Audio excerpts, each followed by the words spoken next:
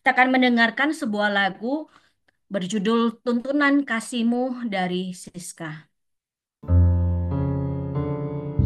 Bimbing aku untuk dapat pahami hikmat serta rencanamu, agar ku lalui hidup sesuai firman-Mu.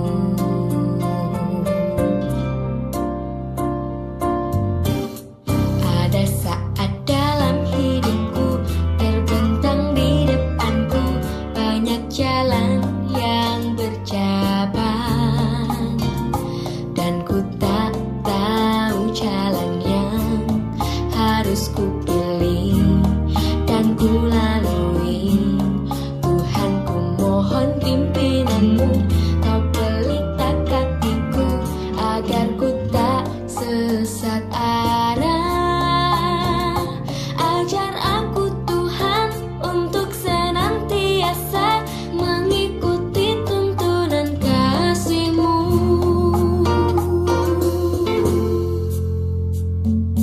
Bimbing aku untuk dapat pahami hikmat serta rencana-Mu, agar ku lalui hidup sesuai firman-Mu. Ada saat dalam hidupku terbentang di depanku banyak jalan yang bercabang, dan ku tak tahu jalan yang harus ku pilih dan ku lalui. Tuhan, ku mohon pimpinanmu, kau pelita kakiku agar ku tak sesat arah. Ajar aku Tuhan untuk senantiasa mengikuti tuntunan kasih-Mu.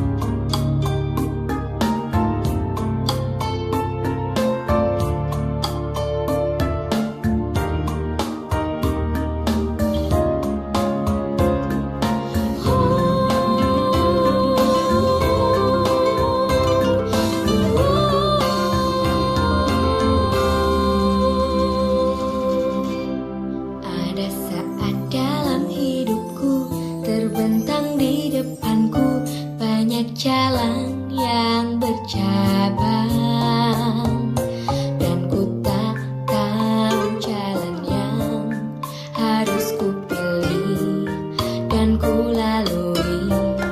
Tuhan, ku mohon pimpinanmu, kau pelita kakiku agar ku tak sesat arah.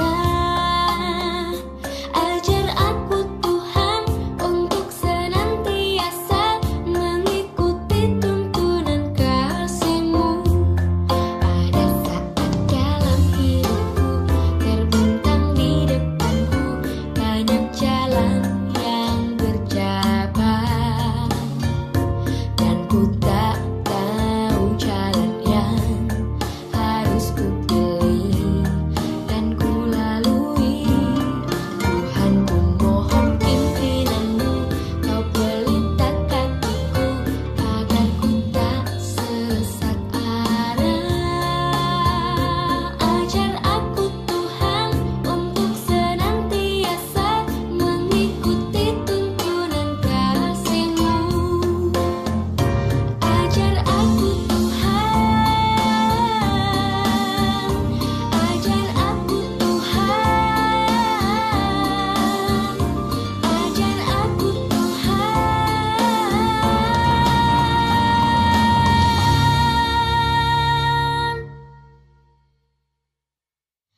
Ajar aku Tuhan untuk senantiasa mengikuti tuntunan kasih-Mu.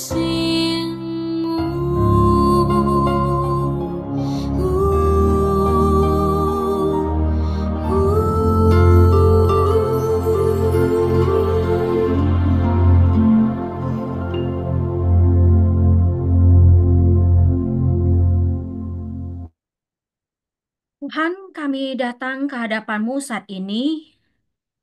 Terima kasih karena kami boleh menjadi anak-anak-Mu, Engkau menjadi Tuhan kami.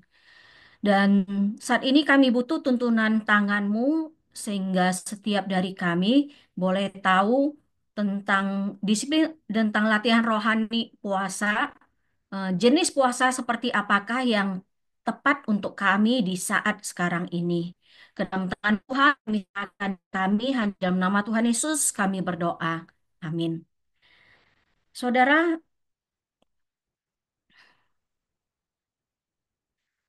firman Tuhan hari ini diambil dari Matius 6 ayat 16 sampai 18. Tema kita hari ini adalah kita belajar tentang yang namanya puasa atau sering puasa Kristen seperti itu. Diambil dari Matius 6 ayat 16 sampai 18. Dan apabila kamu berpuasa, janganlah muram mukamu seperti orang munafik. Mereka mengubah air mukanya supaya orang melihat bahwa mereka sedang berpuasa. Aku berkata kepadamu, sesungguhnya mereka sudah mendapatkan upahnya. Tetapi apabila engkau berpuasa, minyakilah kepalamu dan cucilah mukamu supaya jangan dilihat oleh orang bahwa engkau sedang berpuasa, melainkan hanya oleh Bapamu yang ada di tempat tersembunyi. Maka Bapamu yang melihat yang tersembunyi akan membalasnya kepadamu. Saudara, ketika bagian firman Tuhan ini dikatakan bahwa orang-orang yang ditegur oleh Tuhan Yesus adalah orang Farisi. Orang Farisi ini ditegur bukan karena puasa tidak penting. Mereka ditegur karena ada kemunafikan di dalam diri yang hanya memperhatikan akan penampilan luar, memperhatikan penilaian orang lain terhadap diri mereka. Jadi puasa mereka itu bukan berasal dari kerinduan terdalam mereka untuk berelasi dengan Tuhan. Bukan dari kasih mereka kepada Tuhan. Saudara, kata tersembunyi yang dipakai oleh Tuhan Yesus di bagian ini mengindikasikan adanya kerinduan Tuhan untuk memiliki relasi pribadi dengan umatnya. Jadi ketika Tuhan Yesus berkata, mari berdoalah kepada Bapa di dalam tempat yang tersembunyi, dikatakan bahwa em, Tuhan Yesus ingin setiap dari kita, anak-anaknya, ketika berpuasa, tidak menunjukkan kepada orang lain, ini loh, saya ini baik, saya ini kerohaniannya baik, lebih baik dari orang lain. Tapi ketika kita melakukannya secara pribadi hanya untuk dilihat oleh Tuhan. Karena itu definisi puasa bukanlah sekedar satu kewajiban keagamawian semata. Puasa muncul dari kerinduan untuk mendekatkan diri kepada Tuhan. Dan puasa juga merupakan penyangkalan diri dari aktivitas normal dengan sengaja untuk mendatangi Tuhan dalam doa demi kepentingan diri sendiri, orang lain, dan dunia. Puasa ketika kita lakukan bisa menolong kita untuk menciptakan sebuah ruang kosong di dalam diri kita untuk bisa berdoa, untuk bisa berjumpa dengan Tuhan secara pribadi. Kesadaran kekosongan fisik yang kita alami ketika kita berpuasa, inilah yang kemudian menjadi pengingat kita untuk berpaling kepada Yesus, satu-satunya pribadi yang bisa memuaskan kelaparan kita, kehausan kita. Saudara, ketika dikatakan bahwa eh, di dalam berpuasa itu merupakan satu penyangkalan diri, hmm, ada efeknya ketika kita melakukan puasa dengan cara ataupun mengalami yang namanya penyangkalan diri tersebut. Efeknya apa? Akan muncul eh, sesuatu terdalam di dalam. kita ke permukaan. Akan muncul keterikat, akan muncul keter, akan muncul keterikatan ataupun nafsu keinginan diri yang paling dalam yang selama ini ketutup oleh kepuasan kita dari makan atau dari hal-hal yang lain. Jadi, selama ini ada banyak nafsu keinginan di dalam diri kita yang tertimbun, yang kemudian dipuaskan oleh hal-hal yang kita lakukan, yang kita dapatkan dari kegiatan fisik ataupun hal-hal fisik di dalam dunia ini. Jadi, ketika puasa itu akan muncul, sehingga ketika keinginan ataupun nafsu itu muncul, kadang-kadang secara naluri ya, perasaan-perasaan yang akan muncul itu mungkin adalah perasaan marah, malu, takut, kecewa, atau apapun kepada diri sendiri atau kepada Tuhan.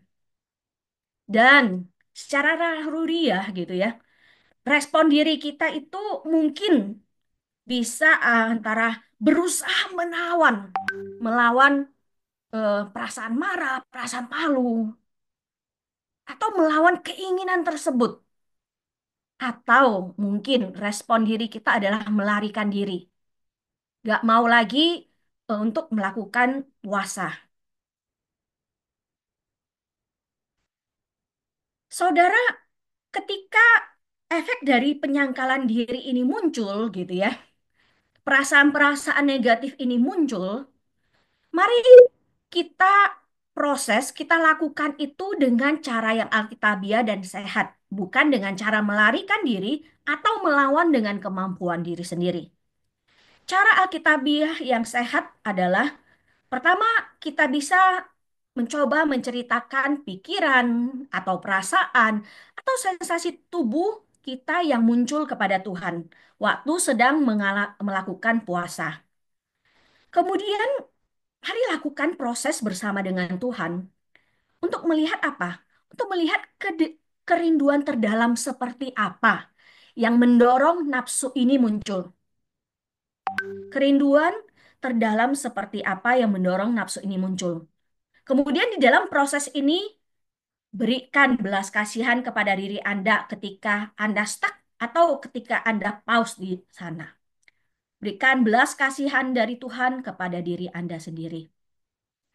Dan hal yang perlu diingat atau diperhatikan sebelum berpuasa adalah puasa itu bukanlah pertandingan, bukan bicara tentang menang atau kalah, bukan bicara lebih baik, lebih rohani, atau lebih hebat dari orang lain. Kemudian puasa itu tidak bisa kita pakai untuk memaksa Tuhan, untuk mengabulkan keinginan kita.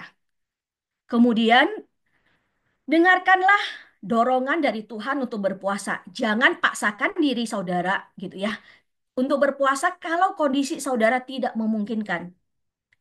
Dan ingat, puasa bukanlah seperti lari sprint yang perlu cepat dalam waktu yang singkat. Tapi puasa itu lebih mirip dengan seperti lari maraton yang perlu jangka panjang, perlu ketahanan yang panjang, waktu yang panjang. Dan kemudian perlu diperhatikan juga sebelum melakukan berpuasa adalah jenis puasa seperti apa sih yang saudara butuhkan saat ini, saat ini. Kemudian hal yang perlu diperhatikan sebelum berpuasa makan. Jadi ini khusus untuk jenis puasa makan. Jangan puasa kalau saudara sakit atau dalam perjalanan keluar kota atau keluar negeri, atau saudara sedang hamil atau menyusui. Kemudian seorang yang memiliki penyakit diabetes, asam urat, hati, ginjal, mah, hipoglikemia, kanker, dan penyakit darah nggak boleh berpuasa secara umum. Kecuali saudara sudah konsultasi dengan dokter kepercayaan saudara. Kemudian, hal yang perlu diperhatikan adalah tetap terhidrasi, selalu minum banyak air dan cairan. Dan kalau saudara baru mengenal puasa, baru mau coba puasa, mulailah dengan berpuasa hanya satu kali makan. Kemudian, pakai waktu saudara berpuasa satu kali makan itu digantikan dengan waktu berkualitas dengan Tuhan. Saudara, puasa, jenis puasa bukan hanya puasa makan saja, tetapi bisa puasa hal-hal yang lain. Misalnya puasa berbicara, ngomel, puasa sosmed, puasa shopping, puasa marah, ataupun puasa-puasa lainnya. Karena itu, mari saat ini kita akan ambil waktu sejenak bersama dengan Tuhan untuk melihat seperti apakah kerinduan kita saat ini kepada Tuhan. Ketika dikatakan bahwa dasar untuk melakukan puasa adalah satu kerinduan untuk mendekat kepada Tuhan, apakah benar kita memiliki kerinduan seperti ini? Mengapa? Dan kerinduan seperti apa yang Tuhan miliki ketika Ia melihat kita? Dan jenis puasa seperti apa yang bisa kita lakukan di dalam waktu dekat ini atau hari ini? Hal apa yang mengganggu kedekatan saudara dengan Tuhan? Mari saat ini kita akan ambil waktu bersama, berdiam diri dengan Tuhan. Saudara boleh menuliskannya di dalam jurnal saudara, apa yang saudara pikirkan dengan kepada Tuhan.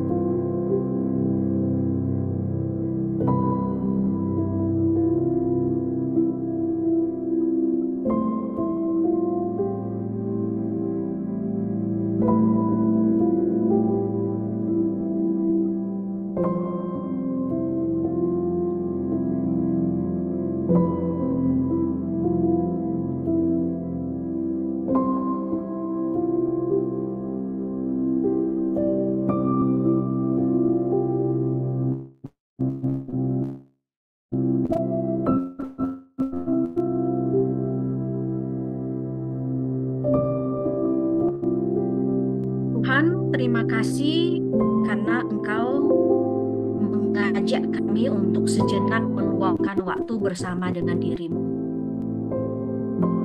Tuhan, seperti apakah kerinduan-Mu secara khusus bagi kami, setiap dari kami masing-masing? Tolong kami untuk terus bergumul, tolong kami untuk boleh terus mencari, memprosesnya bersama dengan diri-Mu di dalam sepanjang hari ini dan juga hari-hari ke depan. Tuhan, ke dalam tangan-Mu kami juga menyerahkan semua pergumulan kami yang ada. Dalam tangan-Mu kami serahkan diri kami, anggota keluarga kami, orang-orang yang kami kasihi, dimanapun mereka berada.